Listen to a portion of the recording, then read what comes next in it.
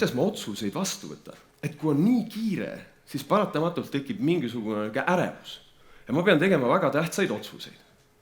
Ja mille pealt ma siis otsustan, kui mult oodataks kiiret otsust, aga enamik meist on kogenud seda, et hea otsus või nõuab enamasti pisut aega, et tutvuda erinevate muutujatega, et asi rahulikult läbi mõelda, eriti introverdil on tähtis võtta see aeg, kellest meil vähemalt pooled siin Eestis on, et kaaluda erinevaid variante ja nüüd sa pead otsustama kiiremini. Mis tähendab, et sa pead tegema otsuse natuke võib-olla viisil, mis ei ole sulle omane, sa pead otsustama kõhutunde pealt.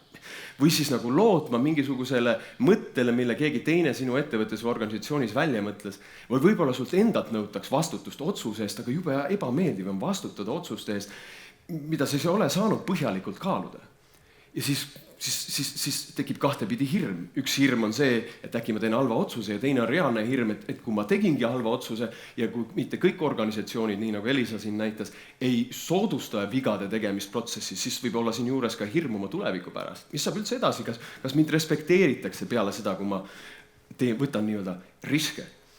Ja uurides inimest, sügavuti uurides inimese aju toimimist, siis see pinge väljast keskkonnast ja samal ajal pinge enda seest viib meie aju sellisele režiimile, mida hästi lihtsustatult öeldes võiks nimetada võitle-põgene režiimiks.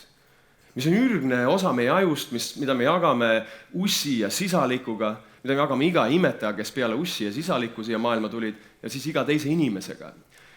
Ja kui see võitle-põgene režiim meie sees käivitub, siis juhtub üks huvitav asi, et see, mis teeb meist inimesed, meie mõtlev aju ehk see otsmiku sagar, see lülitatakse välja. Igaüks siin ruumis on olnud olukorras, kus sa oled olnud konfliktis, vaielnud kellega ja sellel on järgnenud see, et võib-olla hiljem, kui sa rahuned maha ja võib-olla ütlesid selle konflikti ajal kellegile halvasti, siis sa oled pärast pidanud vabandust paluma ja ütlema siiralt, et ma päriselt ei mõelnud nii. Ja siis tekib küsimus, aga kuidas saab ratsionaalne, tark inimene, nagu sa oled, öelda asju, mida sa ei mõtle? Võt siin see ongi, et kui aju lülitub võitle-põgene režiimi, mis tähendab seda, kohe kui on oht, siis on vaja kas võidelda või põgeneda, siis sellel ajal ei ole prioriteet aju jaoks mõtlemine. Kui sa astud autoteele, tuleb signaal, siis keha automaatselt reageerib ilma, et see jõuaks ühegi mõtte mõelda. Ehk evolutsiooniliselt on see vajalik.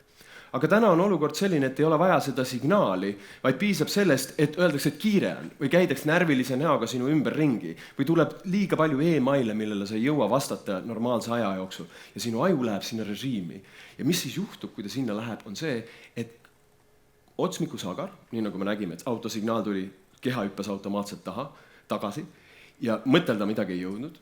Ja kui võitle-põgene režiim on peal, siis mõtlemine muutubki. Sa hakkad ütlema asju, nagu mille kohta sa hiljem ütled, ma ei mõelnud seda.